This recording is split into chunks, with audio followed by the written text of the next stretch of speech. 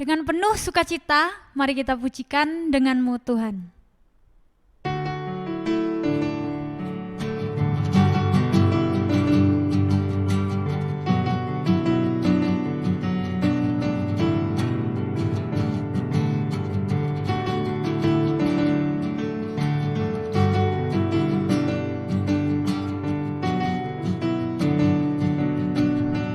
Mari kita pujikan tak pernah ku ragu. Tak pernah ku ragu akan kesetiaan-Mu, Kau pegang hidupku. Sepenuh jiwaku ku yakin dan percaya Kau tuntun langkahku. Yesus, Kaulah Raja dalam hidupku, berkuasa berjaya untuk selamanya. Hanya Kau Tuhan, sumber kekuatan, kuasa-Mu tercurah bagiku senantiasa. Dengan-Mu Tuhan, ku kan berjalan dari kemuliaan sampai kemuliaan selamanya.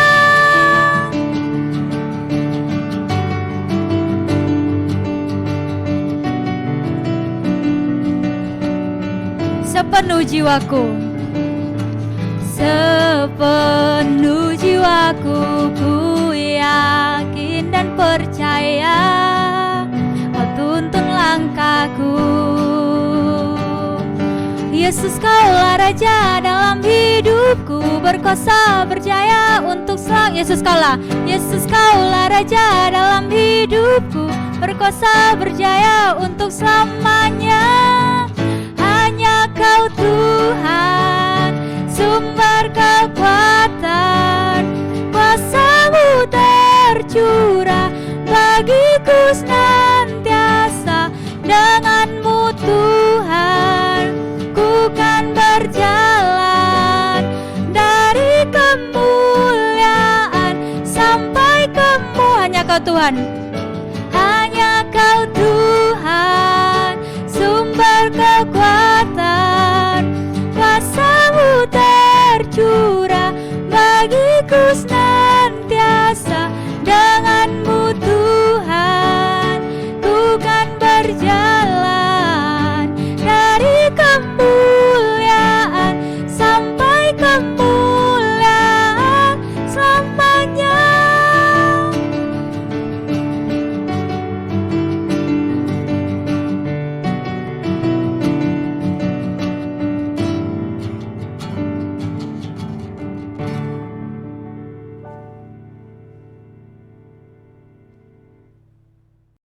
Mari kita berdoa sebelum kita belajar dari bagian firman Tuhan. Bapa di surga, saat ini kami kembali mau belajar dari bagian firman Tuhan. Roh Kudus menolong kami supaya kami mengerti dan kami bisa melakukannya. Di dalam nama Tuhan Yesus kami berdoa. Amin. Saudara, bersyukur ya kalau kita masih boleh terus dikuatkan, kita masih terus boleh memuji Tuhan, kita boleh belajar firman, dan kita juga nanti akan menaikkan doa-doa kita. Saudara, bersyukur juga kalau ternyata di dalam perjuangan kehidupan kita ini kita tidak sendirian. Gitu ya. Paling tidak kita punya siapa, kita punya keluarga. Tapi seringkali di dalam keluarga kita merasa, kenapa sih aku harus ada di keluargaku? Kenapa aku harus berjuang? Kenapa aku harus, Tuhan izinkan, mengalami banyak tantangan di dalam keluarga? Saya mengajak kita belajar di satu bagian firman Tuhan. Kita lihat Kejadian 45. Kejadian pasal yang ke-45, kita baca dari ayat yang pertama. Kejadian 45 ayat yang pertama, ketika itu Yusuf tidak dapat menahan hatinya lagi di depan semua orang yang berdiri di dekatnya. Lalu berserulah ia, suruhlah keluar semua orang dari sini. Maka tidak ada seorang pun yang tinggal di situ bersama-sama Yusuf ketika ia memperkenalkan dirinya kepada saudaranya. Setelah itu menangislah ia keras-keras sehingga kedengaran kepada orang Mesir dan kepada seisi istana Firaun. Dan Yusuf berkata kepada saudara-saudaranya, "Akulah Yusuf, masih hidupkah Bapa?" Tetapi saudara-saudara tidak dapat menjawabnya sebab mereka takut dan gemetar menghadapi dia. Lalu kata Yusuf kepada saudara-saudaranya itu, "Marilah dekat-dekat." Maka mendekatlah mereka, katanya lagi, "Akulah Yusuf, saudaramu yang kamu jual ke Mesir. Tetapi sekarang janganlah bersusah hati. Dan janganlah menyesali diri karena kamu menjual aku ke sini. Sebab untuk memelihara kehidupanlah Allah menyuruh aku mendahului kamu. Kalau kita lihat ayat 7, maka Allah telah menyuruh aku mendahului kamu. Ayat ke-8, jadi bukanlah kamu yang menyuruh aku ke sini, tetapi Allah. Nah, kalau kita lihat di sini termasuk ayat 9, Allah telah menempatkan aku sebagai tuan atas seluruh Mesir, datanglah mendapatkan aku, janganlah tunggu-tunggu. Kalau kita lihat ayat ini luar biasa ya. Kalau kita lihat Yusuf yang saat itu bertemu dengan saudara-saudaranya, bisa jadi dia seharusnya dia bisa jadi merasa marah karena kalau kita ingat kisah di bagian tentang Yusuf pasti kita ingat bagaimana dia dijual, bagaimana dia yang sebelumnya disayang oleh ayahnya harus dijual, kemudian dia harus bekerja keras, kemudian harus ada di penjara. Kalau kita lihat di sini, boleh kok Yusuf ini marah. Boleh kok Yusuf ini merasa kecewa, apalagi ketika saudara-saudaranya ini datang. Ini orang-orang yang membuat dia bisa ada di Mesir. Tapi yang menarik di sini, justru dia menyuruh semua orang keluar, dia memperkenalkan dirinya, bahkan di situ dikatakan dia menangis dengan begitu keras. Tentu saudara-saudaranya bingung, loh ini tuh siapa? Bukankah dia itu seorang pemimpin? Bukankah dia orang yang hebat, yang kalau kita lihat siapa sih nggak kenal dia kan gitu ya. Dia penguasa atas Mesir yang tentu namanya juga bukan Yusuf. Kalau ada di Mesir ya orang juga, loh kenapa orang ini yang tiba-tiba menangis dan ingin menemui mereka. Nah kalau kita lihat di sini, inilah yang luar biasa gitu ya. Kejadian 41 ayat 45, lalu Firaun menamai Yusuf Safnat Panea serta memberikan Asnat anak Potifera imam Firaun kepadanya menjadi istrinya. Demikianlah Yusuf muncul sebagai kuasa atas seluruh tanah Mesir. Mereka tentu mengenalnya ini adalah penguasa Mesir, bukan Yusuf, saudara mereka. Mereka tentu mengenalnya ini adalah penguasa Mesir yang mereka juga kaget kenapa dia bisa bersikap seperti itu. Bukankah dia adalah Safnat Paneah itu yang berkuasa dan seolah-olah sekarang mereka kami bergantung, kami harus minta tolong dan ini begitu mengerikan. Tapi satu hal yang menarik, dia berkata, akulah Yusuf. Itu pun buat saya sudah luar biasa. Kenapa? Saudaranya pun ketika mendengar itu, mereka langsung takut. Mereka sadar, mereka pernah melakukan kesalahan. Mereka sadar kalau, wah ini Yusuf sekarang sudah begitu hebat, sudah begitu luar biasa. Tapi satu hal yang menarik yang kita kembali bisa lihat di sini. Bukan sekedar dia mau berjumpa dengan saudaranya. Bukan sekedar dia menangis keras-keras. Tapi dia bisa mengampuni, dia bisa menerima saudara-saudaranya.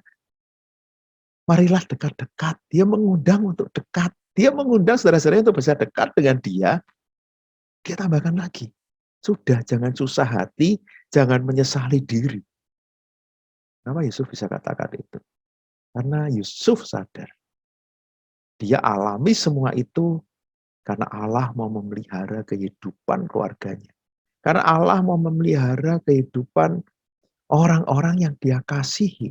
Karena dia tahu Allah mau menjaga, mau melindungi, mau memelihara mereka. Dan dia yang sekarang ada di Mesir. Jadi yang menarik, kesadaran ini bisa dirasakan bahkan ketika dia ada di Mesir, ketika dia ada di dalam kekuasaan, bahkan kalau saudaranya ini datang. Bukankah ini kesempatan juga untuk membalas dendam? Tapi dia tahu, Allah yang mengirim dia ke sana. Allah yang menyuruh dia ke sana. Allah yang menyuruh untuk bisa menolong, menjaga, melindungi keluarganya. Karena itu dia tidak mengingat lagi hal-hal yang lain. Dia fokus kepada rencana Allah. Dan dia lakukan itu. Dia tidak fokus kepada perasaannya sendiri. Dia tidak fokus kepada pengalaman-pengalaman yang tidak mengenakan yang mungkin pernah terjadi di dalam keluarga. Saudara, kenapa hari ini saya memilih bacaan firman Tuhan ini? Saudara, di masa pandemi, orang yang terdekat dengan kita itu sekarang siapa sih? Tentu keluarga. Karena kita harus di rumah saja. Kita mungkin sekarang kehilangan kesempatan pergi dengan teman-teman kita. Kita mungkin yang sebelumnya banyak reuni, arisan, mungkin juga waktu di sekolah menjemput ketemu dengan banyak teman, mungkin juga ke gereja, punya banyak komunitas, mungkin kita yang suka ngopi ke kafe bareng-bareng, yang suka olahraga bersama. Ada banyak hal yang sekarang sulit kita lakukan dan ternyata kita ada bersama dengan keluarga kita. Saudara, seringkali di dalam keluarga, banyak dari kita bertanya, kenapa Tuhan aku harus ada di keluarga ini? Kenapa keluargaku tidak ideal? Kenapa keluargaku bahkan mungkin seperti yang Yusuf alami, mereka malah pernah melakukan perbuatan yang merugikan aku, yang membuat aku ada di posisi sekarang. Tapi saya mau katakan, dan ini juga jadi apa ya, yang kita bisa pelajari dari kita Yusuf ini. Tidak ada yang kebetulan ketika Tuhan menempatkan kita di dalam keluarga. Tidak ada yang kebetulan. Semua pengalaman itu kita alami. Saudara, apa yang kita bisa miliki sekarang, apa yang kita bisa yakini, itu hasil dari pembentukan di dalam keluarga kita. Mungkin kita merasa apa yang bagus. Saudara, kalau hari ini cuma hal-hal yang tidak baik yang kita ingat, ingatlah banyak hal baik yang kita rasakan di dalam keluarga. Mungkin sudah lama sekali kalau kita flashback ke dalam keluarga kita. Bagaimana kita pernah dikasihi, bagaimana kita pernah dibimbing oleh orang tua kita, bagaimana kita pernah bermain mungkin bersama dengan saudara-saudara kita. Tapi mungkin ketika perjalanan hidup semakin berjalan dan akhirnya kita tidak punya banyak waktu. Mungkin ketika saudara ingat masa-masa bersama dengan anak-anak saudara, bagaimana ada kedekatan itu. Tapi sekarang karena harus berpisah, berpindah kota, bahkan ada di luar negeri. Tapi saya mau katakan, kalau hari ini kita diingatkan lewat bagian firman Tuhan ini, tidak ada yang kebetulan kita ada di keluarga kita. Tuhan punya rencana.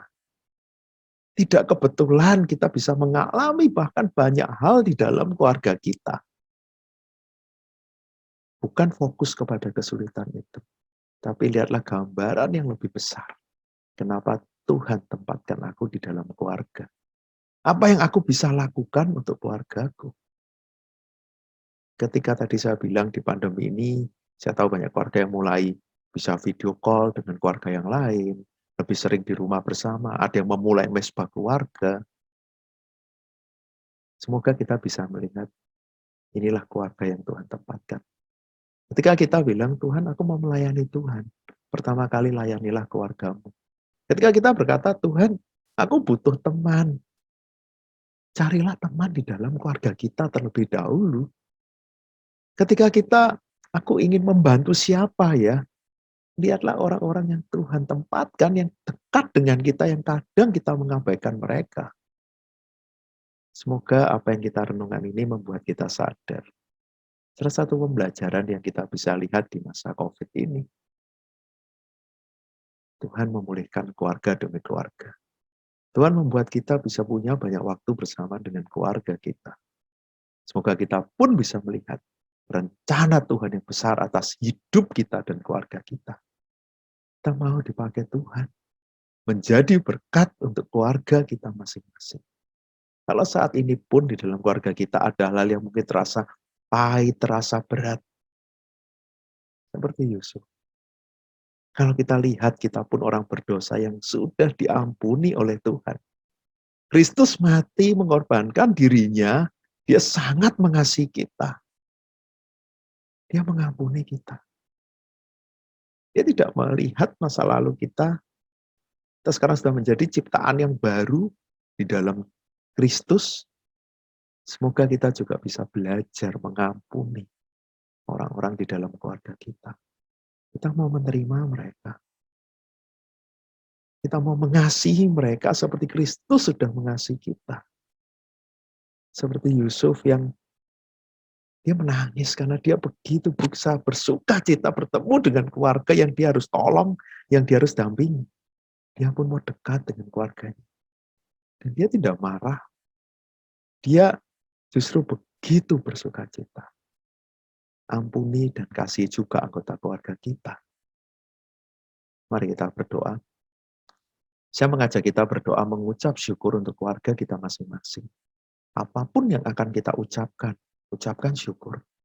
Kalau mungkin ada hal-hal yang kita lakukan yang kita tahu itu salah, akui itu di hadapan Tuhan, kita mohon ampun kepada Tuhan.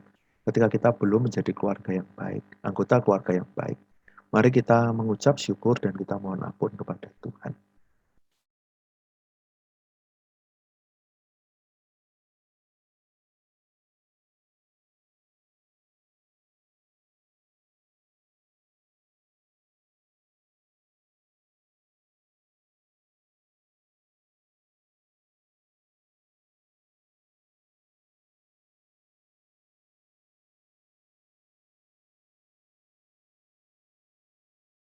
Ada banyak keluarga yang saat ini mungkin sedang mengalami banyak permasalahan, ada banyak tantangan dalam kehidupan keluarga.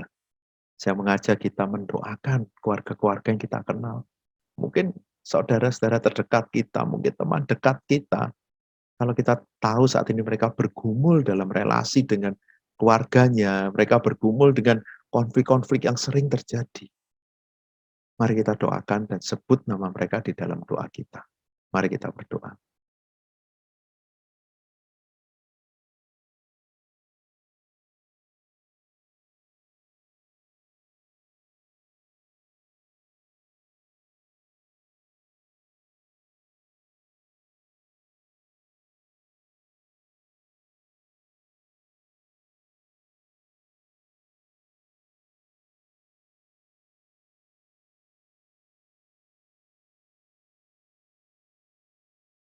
Di masa online ini sebenarnya juga banyak kesempatan.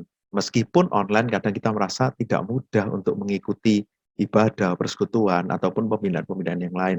Tapi seharusnya kita bersyukur di masa online ini ada banyak kesempatan kita belajar, banyak kesempatan kita boleh bersekutu bersama dengan keluarga. Karena itu kita doakan supaya gereja ataupun lembaga yang lain yang menyediakan sarana-sarana untuk kita bisa belajar, untuk bisa menjadi anggota keluarga yang lebih baik, sarana-sarana untuk keluarga-keluarga bisa bersekutu dan mendengarkan firman Tuhan. Bisa membuat setiap sarana itu dengan baik dan setiap keluarga juga bisa mengikutinya. Mari kita berdoa. Bapa di surga, kami bersyukur kalau saat ini di tengah masa online, kami melihat ada berkat juga yang kami bisa rasakan. Ada banyak kesempatan kami boleh belajar firman Tuhan. Ada banyak ibadah, persekutuan, kelas-kelas online, persekutuan yang bisa membuat kami belajar firman Tuhan dengan lebih baik. Tuhan tolong supaya secara khusus kalau ada hal yang memang dibuat untuk keluarga, untuk memulihkan pasangan-pasangan, memulihkan keluarga, kami bisa menggunakan setiap sarana ini dengan sebaik mungkin. Kami mau keluarga kami di masa-masa ini juga semakin dekat dengan Tuhan. Berkati gereja atau setiap lembaga yang mempersiapkan setiap acara, setiap video, setiap tayangan. Tuhan yang mau tolong supaya juga bisa mempersiapkan diri dengan baik dan berkati supaya keluarga-keluarga juga bisa mengikuti. Terima kasih Bapak, dalam nama Tuhan Yesus kami berdoa. Bapak di surga, kami bersyukur kalau Tuhan sudah menyertai kami. Tuhan berkati pribadi demi pribadi, Tuhan berkati keluarga demi keluarga. Tapi kami tahu Tuhan juga tidak meninggalkan bangsa kami. Kami mengucap syukur kalau saat ini kami tahu keadaan COVID di Indonesia ini mulai membaik. Tuhan tolong, Tuhan berbelas kasih.